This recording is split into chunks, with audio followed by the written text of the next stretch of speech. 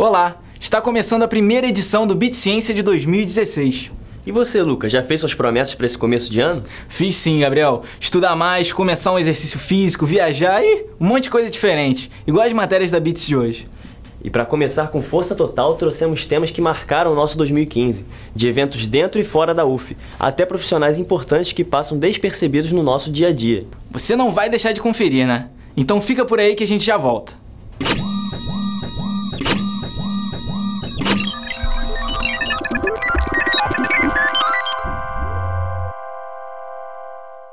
A próxima matéria da Beats... Ué, cadê minha voz? Do que você tá falando? Ih, acho que trocaram nossas vozes. E agora? O que a gente faz? Deixa pra lá, continua assim mesmo. Então tá bom, peraí. A próxima matéria da Beats vai entrar de cabeça no mundo que todo mundo conhece. Ou você vai dizer que nenhuma voz te marcou, seja em desenhos ou filmes. Nós vamos explorar o mundo da dublagem. Você que sempre quis saber como é feita a versão brasileira, vai descobrir tudo nesse especial. Conversamos com 4 dubladores que deram vida a personagens que todos nós conhecemos. Também entramos em temas polêmicos do meio da dublagem. Mas não conta tudo não, deixa o pessoal assistir. É verdade, pode soltar a matéria. E devolve minha voz. Você conhece esses rostos? Não? E essas vozes? E eu fiz várias dublagens em fita cassete de filmes... Aí aqui, você imagina, eu descobri um novo mundo. Eu fiz sem ser diplomata, mas depois teve uma visita à Rádio Cidade, tinha um locutor no ar. Fazer um teste para ver se eu poderia participar de um filme na Ebert. Acho que tá quase, né? Então vê se reconhece agora. Diminuindo! Eu estou perdendo altitude! Vai lembrar que você tava pagando mico e que eu era o cara mais bonito da vizinhança! Isso aí é maquiagem pra cadáveres, é maquiagem pra defunto! Puxa, pra que você tem braço? A dublagem está presente na vida de todos nós. Seja na criança com os desenhos animados, ou no adulto com séries e filmes. Hoje em dia, a dublagem está até mesmo nos jogos de videogame, o que torna o trabalho dessas pessoas muito marcante em nossas vidas. Eu descobri que eu queria ser dublador, eu mudei para um prédio, um dos moradores era um casal, que era o Mário Jorge e a Mônica Rossi. O meu presente de aniversário, dos 6 anos de idade que eu fiz, foi uma fita com toda a turma do He-Man me dando parabéns. E aquilo foi um momento mágico na minha vida. Eu virei atriz para ser dubladora, porque a dublagem me puxou pelo pé. Quando eu vi um tijolinho no jornal de curso de dublagem. E aí eu, na época, estava amamentando a minha filha mais velha, deixei a minha filha com a minha mãe e fui fazer uma aula experimental para ver o que era. E aí, chegando lá, eu fiz a aula e eu descobri que eu levava jeito para aquilo. Começou quando eu era criança e assistia aos desenhos dublados e não sabia que eles eram dublados. E quando eu descobri foi fantástico. Eu pensei assim, caramba, eu acho que eu quero fazer isso. E eu fui fazer teatro para poder melhorar a minha interpretação. No curso de teatro, depois de tirar o registro de ator, né, o DRT, as pessoas falaram, olha, colegas de curso, né, eu vou fazer dublagem. Eu falei, poxa, eu acho que vou fazer dublagem também. O estúdio de dublagem mais famoso do Brasil foi o Herbert Richards, que você deve conhecer dessa chamada. Versão brasileira, Herbert Richards. O estúdio dominou 80% do mercado da dublagem brasileira e teve seu fim em 2009, após a morte do seu fundador. No início desse ano, o acervo que ainda estava no local foi retirado por alunos do curso de Cinema e Audiovisual da UF e encaminhado à Cinemateca do Museu de Arte Moderna, o MAM. O seu Herbert, ele simplesmente trouxe a dublagem para o Brasil. O Walt Disney, quando ia lançar um filme, chamava o seu Herbert na casa dele, para o seu Herbert ver o filme e depois trazer o filme para o Brasil para ser dublado dentro da Herbert Richards. Com o tempo, o mercado foi mudando, a globalização veio acontecendo e ele foi ficando doente. Outras pessoas começaram a ter que administrar o negócio porque ele já não tinha mais saúde para isso. E infelizmente a Herbert foi caindo e chegar ao ponto de falir. Ele morreu e a gente tinha certeza que quando seu Herbert morresse, a Herbert Richards não ia durar muito e não deu outra. Quando se fala em dublagem no Brasil, eu acho que o ponto primeiro é Herbert Richards. A partir disso vem toda a história. Hoje você tem a tecnologia, né? Antigamente, por exemplo, você dublava todo mundo na bancada. Então o envolvimento era maior. Hoje em dia ele está mais mecânico. O que acontece hoje é que o teu processo de ator, ele é mais feito com você do que com o outro. O processo de dublagem é bem complexo. Existem muitas fases entre o material bruto e aquele que chega em sua casa. No início da produção, o material chega na empresa, é encaminhado para um tradutor, volta para a empresa, vai para o diretor, ele vê o filme, escala os atores junto com a empresa e aí sim chegamos no momento da gravação. Mas não para por aí. Depois de gravado, O áudio é checado, mixado e aí sim enviado para o cliente. Não é tão fácil quanto parece, anotou?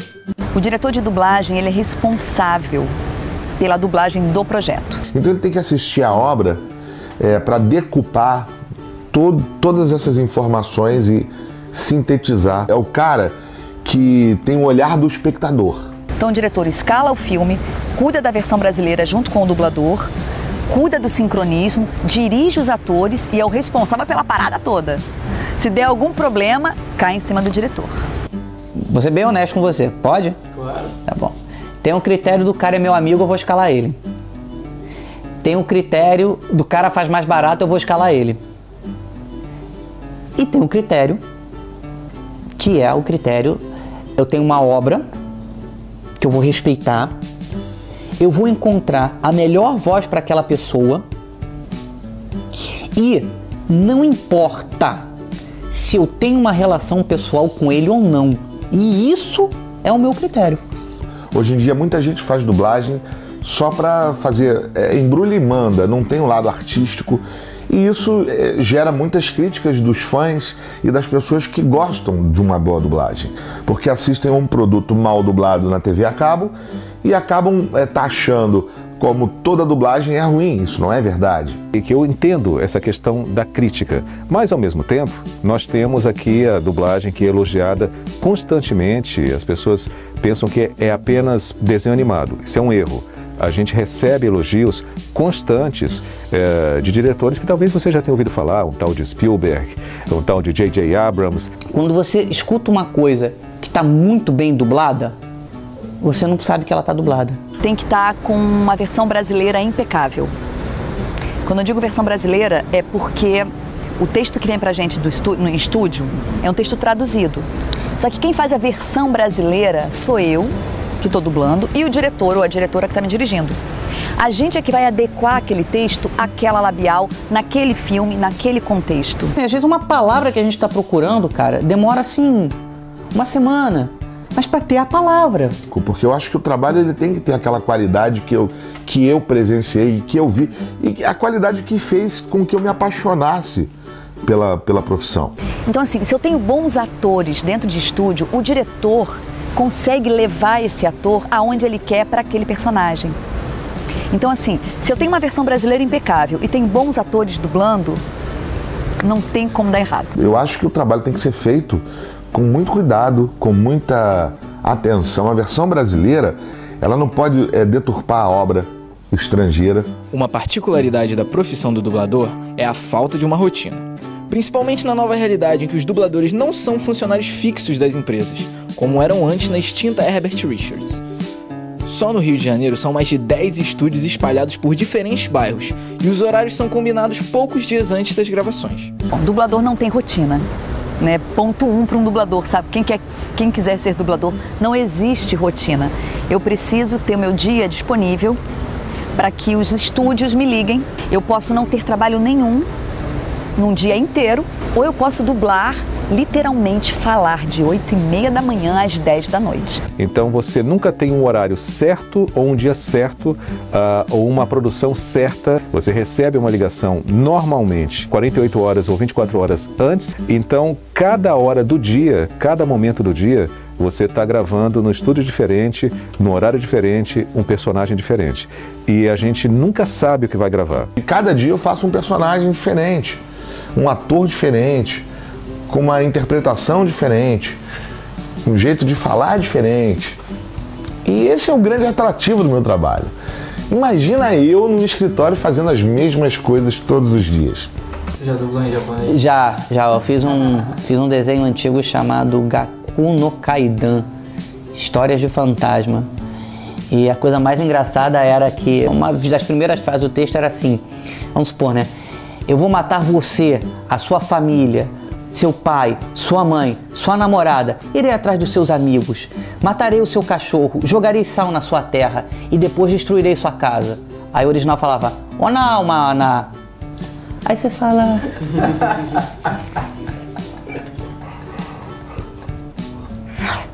Vamos adaptar, né? Uma questão polêmica no meio da dublagem são os palavrões. Excuse me, I'm Eric Lenstra. Sounds like Xavier. Go fuck yourself.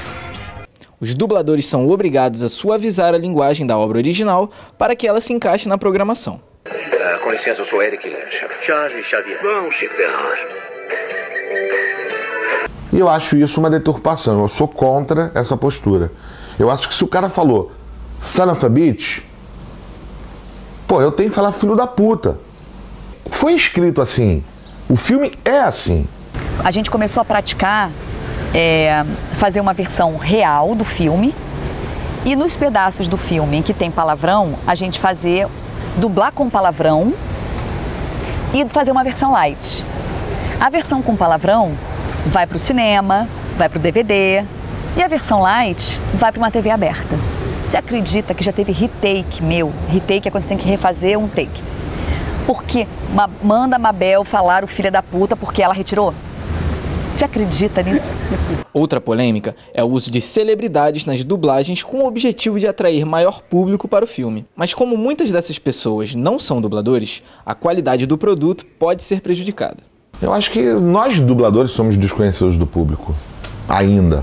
Acho que é um dos grandes motivos pelos quais hoje em dia se tem a inserção de muitos famosos na dublagem. Porque colocar um famoso para dublar um filme pode ser um subterfúgio para se criar mídia espontânea.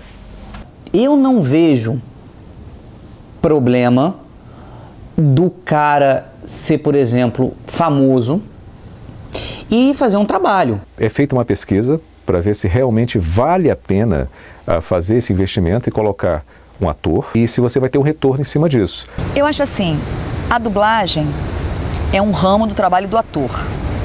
Para ser dublador, tem que ser ator. Se o cara que está dublando, famoso ou não, é ator,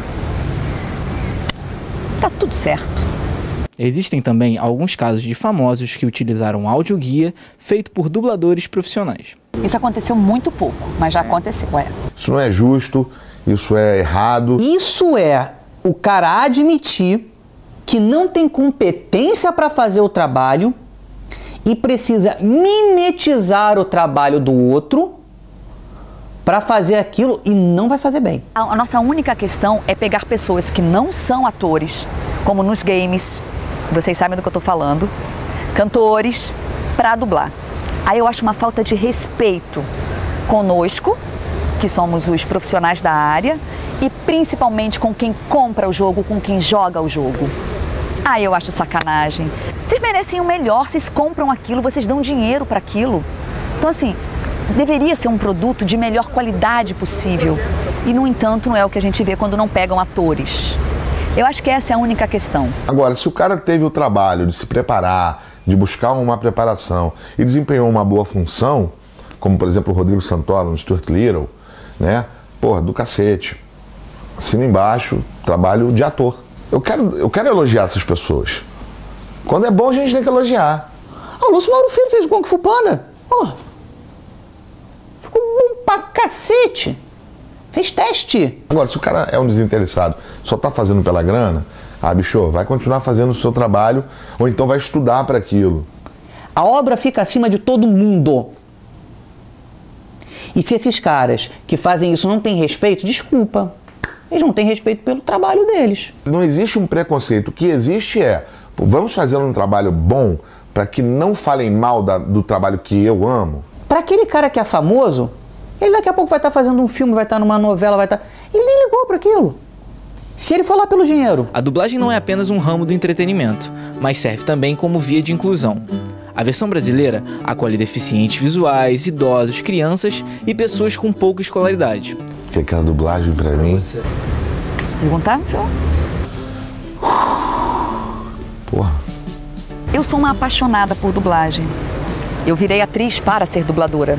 Eu digo que a dublagem, ela representa tudo em minha vida. Tudo que eu conquistei, tudo que eu consegui, a família que eu construí. Dublagem para mim é você poder viver cada momento do dia uma emoção diferente, tá? E é uma coisa apaixonante. Eu já tentei sair da dublagem algumas vezes, passei em concurso público, fiz outras faculdades, mas nunca foi o meu objetivo, a minha a minha paixão. Meu envolvimento é sempre emocional. É onde, na minha disponibilização, que eu tenho a humildade de dar o lugar para um personagem usar o meu veículo corpóreo, é onde eu me torno mais humano.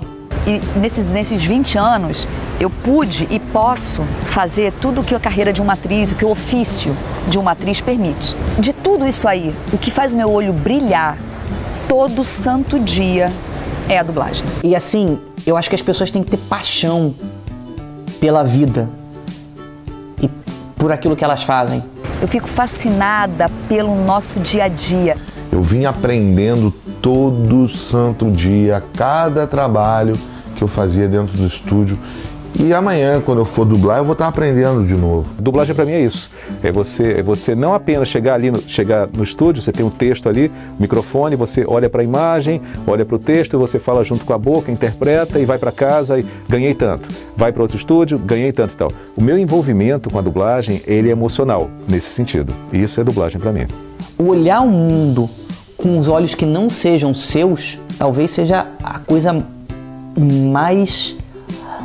mais divina na profissão. Eu adoro dirigir atores quando eu posso. Então assim, a dublagem para mim foi a minha melhor escolha. Então a dublagem para mim é esse aprendizado. É o meu amor, a minha paixão e o meu aprendizado. Alô? Nossa voz voltou? Peraí. Alô? Som? Opa, voltou sim, hein? Começa aí. Então tá bom. A dublagem não é apenas um ramo do entretenimento, mas serve também como via de inclusão. A versão brasileira acolhe deficientes visuais, idosos, crianças e pessoas com pouca instrução. No ano passado, entrou em vigência a Lei de Audiodescrição, que é uma faixa narrativa adicional para os cegos e deficientes visuais consumidores dos meios de comunicação visual, onde se incluem a televisão e o cinema, dança, ópera e as artes visuais. A Beats já produziu outra matéria sobre voz, você já viu? Essa matéria foi feita em comemoração ao Dia Internacional da Voz e explica por que nós ficamos roucos. Lá, você vai descobrir algumas atitudes que ajudam a preservar sua voz. Ficou curioso? É só acessar www.youtube.com/beatsciência. E no dia 14 de dezembro, o Instituto de Física da Praia Vermelha recebeu o primeiro encontro de divulgação científica da UF. E é claro que nós não podíamos ficar de fora dessa. Não é mesmo, Mari? Isso mesmo, Mari. E é por isso que na matéria a seguir vamos conferir um pouquinho do que foi esse evento surpreendente, além de conhecer um pouco sobre a Casa da Descoberta. Dá só uma olhadinha. O primeiro encontro de divulgação científica da UF ocorreu aqui no Auditório de Física, no campus da Praia Vermelha. O evento começou às 9 da manhã e foi até às 5 da tarde, com mesas voltadas para trabalhos dentro e fora da universidade. A Beats também esteve presente por aqui. A professora Denise Tavares apresentou o programa para o público. Então a ideia, o centro da Beats Ciências era realmente mostrar que a universidade não é só um discurso, falar que ela é um tripé de ensino, pesquisa e extensão. Ela realmente é capaz de produzir conhecimento. E esse é o mote da revista, é mostrar que a universidade ela produz conhecimento e esse conhecimento é um conhecimento dialógico o tempo todo, né? O evento contou com a presença significativa de estudantes e professores de diversas áreas do saber, com o objetivo de articular estratégias para estender o conhecimento acadêmico para além dos muros da universidade, oferecendo uma contrapartida social para a comunidade local. Nesse evento, a gente, com mais alguns professores, nós organizamos. A gente está tentando descobrir na universidade quem faz divulgação científica, né? E aí, com essas pessoas, formar uma rede de divulgação. A ideia é que essa rede ela possa realizar com os grupos, né, trabalhos interdisciplinares, que nós possamos apoiar um ao outro e realizarmos melhor as nossas atividades, porque aí se a gente se conhece, nós podemos juntos, 2 ou 3 grupos, ou os que se interessarem, nós podemos fazer essas atividades de uma maneira mais eficiente. Eu sou responsável por uma matéria chamada História e Divulgação Científica, na qual eu ensino para os alunos de História as formas de levar o conteúdo acadêmico da disciplina para um grande público, não para o estudante de História, não para aquele que já sabe História, mas para aquele que não conhece História, né? Então, de alguma forma, essa disciplina ela oferece técnicas quase uma oficina, é uma disciplina oficina. Ela oferece técnicas de preparar um artigo, por exemplo, para uma revista, de fazer um take para ser veiculado, por exemplo, na internet, analisando, às vezes, na disciplina também, como alguns produtos culturais apresentam a história. Então, um trabalho também de atuação crítica em relação ao que os jornalistas e não acadêmicos escrevem sobre história. O objetivo é preparar essa nova geração para fazer uma coisa que a minha geração não fazia e os historiadores de hoje não fazem, que é se comunicar com um público mais vasto. A gente tem grandes jornalistas que fazem isso, mas eu acredito que é função do cientista, do acadêmico, ele próprio se comunicar com o grande público. Um dos projetos expostos no evento foi a Casa da Descoberta, centro da UF dedicado à socialização do aprendizado. Por meio de experimentos lúdicos e interativos, o público aprende como a ciência opera nos fenômenos cotidianos, desde a geração de energia elétrica para acender uma lâmpada até a formação de uma bolha de sabão. A Casa Descoberta é um centro de ciências da faculdade dedicado a passar os experimentos de física, química para qualquer pessoa de várias idades. O objetivo da casa é isso, inserir a ciência no dia a dia. Eu sou responsável pela bancada de Química e lá eu passo vários experimentos ligados ao cotidiano, explicando de maneira simples para pessoas, desde crianças de 2, 3 anos de idade até para idosos. E para você, qual a importância desse tipo de projeto e dessa divulgação científica dentro e fora da faculdade? A Casa Descoberta é muito importante para despertar o desejo pela ciência. Eu conheci a casa em 2008, quando eu estava no 2º ano ainda do ensino médio, e foi muito importante para abrir a minha visão para os campos da ciência, porque você consegue ver vários experimentos, várias teorias que você aprende na escola em prática.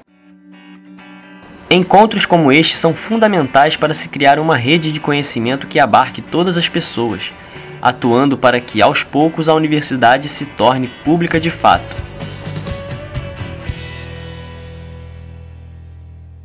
A Casa da Descoberta funciona diariamente no anfiteatro do Instituto de Geociências da UF, no endereço aqui embaixo. Agora, mudando o rumo do nosso programa, vamos começar a tratar de 2 assuntos muito mais sérios que ocorreram no ano passado. No dia 5 de novembro, em apenas 11 minutos, um tsunami de 62 milhões de metros cúbicos de lama aniquilou Bento Rodrigues. Mas o que foi realmente essa tragédia que devastou 7 distritos de Mariana? E como ela nos faz pôr em xeque outros problemas urbanos causados principalmente pelo excesso de lixo que a nossa população tem gerado? Ficou curioso? Não perca essa e outras questões na matéria a seguir. No dia 5 de novembro do ano passado, uma barragem da mineradora Samarco, que tem como uma das principais acionistas a empresa Vale, se rompeu no distrito de Bento Rodrigues, despejando uma lama tóxica pela região de Mariana. Esse material atingiu em peso o Rio Doce, principal fonte de abastecimento da região, e já chegou ao mar do Espírito Santo. Bom, a gente pode falar em impactos mais diretos, impactos visíveis, tá?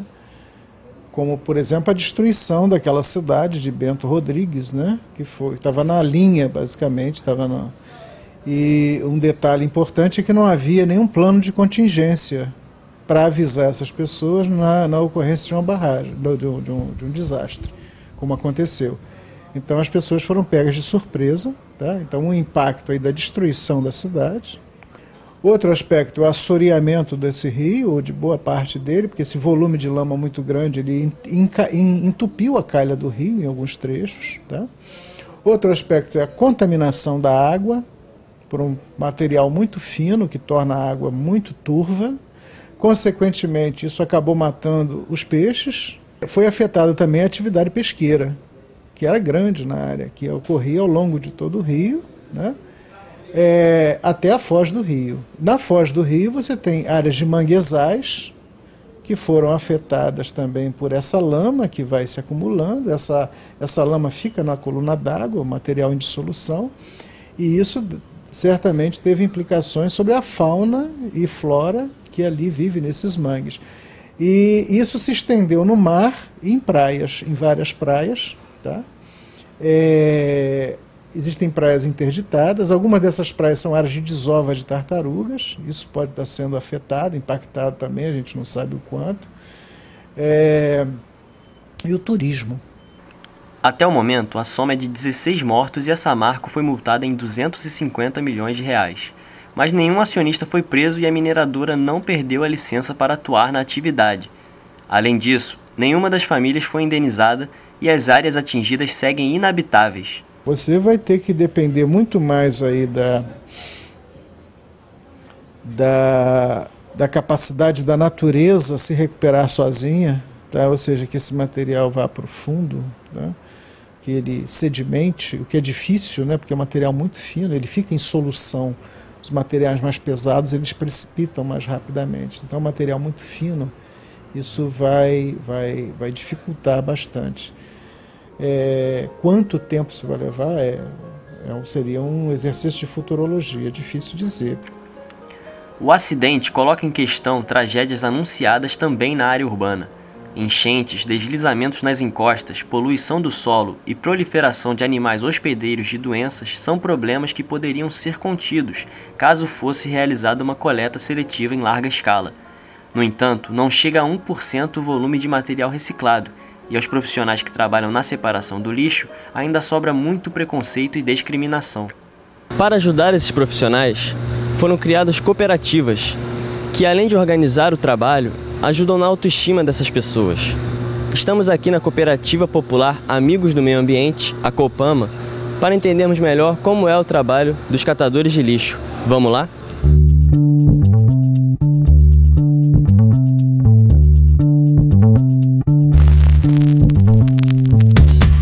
Eu vim do lixão, lá do Jardim Gramacho, de Duque de Caxias, trabalhei lá dentro há 16 anos, até o fechamento do lixão, vim para a Copama tem 2 anos.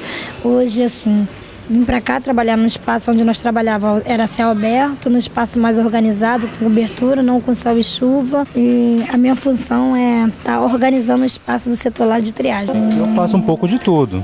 Eu me enfardo, ajudo a recolher o material, vou na rua buscar. E é só isso, não tem muito mistério. Você já sofreu algum tipo de preconceito com relação à sua profissão? Isso aí a gente corre todo dia. Tem às vezes até com a amiga minha, você gosta de falar que você é catadora. Mas até hoje, mesmo reconhecido, a gente sofre muito preconceito. Ainda existe muito preconceito pela classe? Com certeza, muito preconceito, porque às vezes a gente andava sujo, né? Hoje em dia, o sistema de cooperativa, antigamente trabalhava no lixão, descia no caminhão, mexia no lixo fedorento, aquele negócio brabo mesmo. Você tem orgulho do seu trabalho? Graças a Deus, sim, tenho. Tenho muito orgulho. Mas eu tenho, meu cadastro na Casa Bahia é como catadora, meu cadastro que eu fiz pro Bolsa Família é como catadora. Eu não tenho vergonha de ser catadora. Graças a Deus, os governantes nossos aí vem melhorando muitas coisas, né? Cooperativa agora, pô, primeiro mundo agora, a cooperativa sendo bem vista no mundo todo, né, cara? Hoje em dia, poxa, sombra fresca, água gelada, musiquinha e o trabalho rola, vai que vai, entendeu? Hoje eu tenho muito orgulho de ter trabalhado no lixão, porque tudo que eu tenho dentro da minha casa, eu comprei com dinheiro à vista, eu não precisei fazer crédito nenhum. O meu trabalho é muito importante para a comunidade, para o meio ambiente, ao reciclar um material que eu iria para o lixo e fazer ele retornar para as fábricas, para as indústrias. Então meu papel é muito importante de limpar o meio ambiente. Enquanto isso, muitas pessoas têm, assim, acham que a gente trabalha no lixo, que a gente somos lixo. Então, assim, eu tenho o maior orgulho de trabalhar muitos anos no lixo e não virar lixo, só trabalhar com o lixo. Complicado, né, Mari? Mas do que se trata a nossa última matéria? No dia 13 de novembro do ano passado, ataques terroristas em Paris deixaram o mundo em pânico. Mais de 100 pessoas foram mortas em um massacre orquestrado pelo Estado Islâmico. Mas, Mari, o que caracteriza um ataque terrorista? Você confere na matéria a seguir, que também explica o histórico da palavra terrorismo e a islamofobia relacionada a ela nos dias de hoje. No último dia 13 de novembro, o mundo foi assombrado por ataques em Paris. Mais de 100 civis foram mortos sem uma razão evidente. A ação foi considerada um ataque terrorista orquestrado pelo Estado Islâmico. Mas afinal, o que é terrorismo? A própria ONU não tem uma definição, mas muitos acadêmicos colocam como característica a violência de forma indiscriminada e sem um alvo específico. Além disso, a ideia de propaganda pelo ato é muito forte, é uma característica bastante comum, né, dos terroristas. E a ideia que vem, na verdade, evoluindo bastante, é a questão de uma causa política. e que hoje isso é bastante discutido pela causa política ou causa religiosa. A origem do terrorismo na história é difícil de ser determinada. Muitos historiadores consideram como marco o Reino do Terror, imposto pelos jacobinos na França do final do século XVIII, liderados por Robespierre. Então, a partir desse momento, a gente teria cada vez mais uma consolidação da ideia do nacionalismo e grupos terroristas, muitas vezes com essa questão política, ante um nacionalismo que viria de cima, que viria do Estado. Por exemplo, no âmbito da Revolução Russa, você teve o que era chamado terror branco, e os brancos aplicavam largamente o terror, né, no sentido de prender e matar pessoas sem qualificá-las, né, como inimigas. No Brasil, o termo terrorismo foi muito usado pelo regime militar para se referir aos guerrilheiros e militantes contra a ditadura. No entanto, o emprego dessa palavra é controverso. O governo utilizava a palavra terrorismo para qualificar qualquer ação violenta contra a ordem vigente. Do lado das esquerdas, esse termo era usado com mais cuidado. Mas um grande líder da esquerda revolucionária, o Carlos Marighella, previa o terrorismo. O terrorismo tinha uma acepção própria e específica. Seriam aquelas ações, né, que seriam realizadas sem discriminar alvo. Então, as lutas no Brasil, muitos colocam como, historicamente, uma organização de guerrilheiros.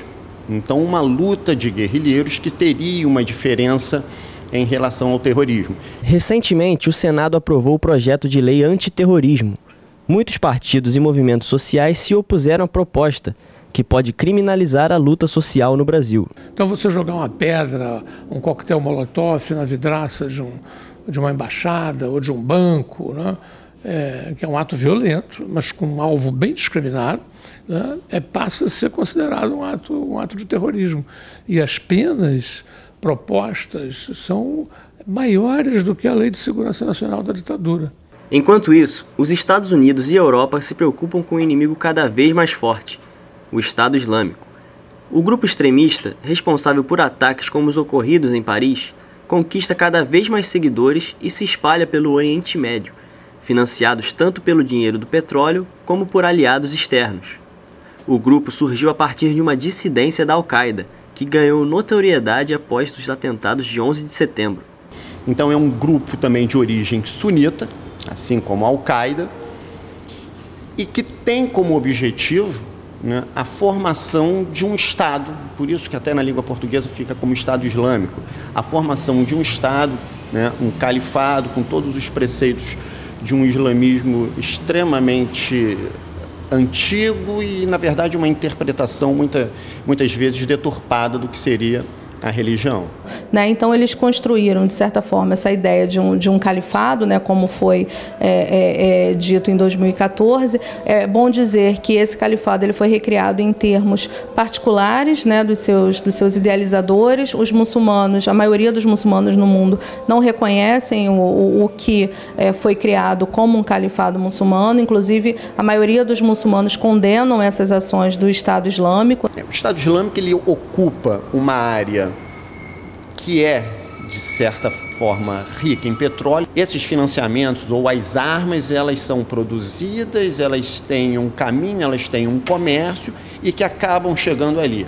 A investigação desse caminho talvez seja uma das questões menos faladas hoje em dia ainda. Porque o Estado Islâmico também, para se fortalecer, além do financiamento próprio que eles conseguem ter via petróleo, eles também contam com financiamento de indivíduos externos que mantêm o funcionamento. Desde os ataques de 11 de setembro e toda a propaganda norte-americana antiterror, foi se fortalecendo no Ocidente uma imagem do Islã associada ao terrorismo.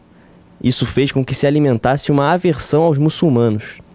Não, a islamofobia, a gente pode dizer que ela sempre existiu, né? Agora, em determinados momentos históricos, em determinados contextos socioculturais, ela pode estar mais forte em um determinado momento e mais frouxo no outro.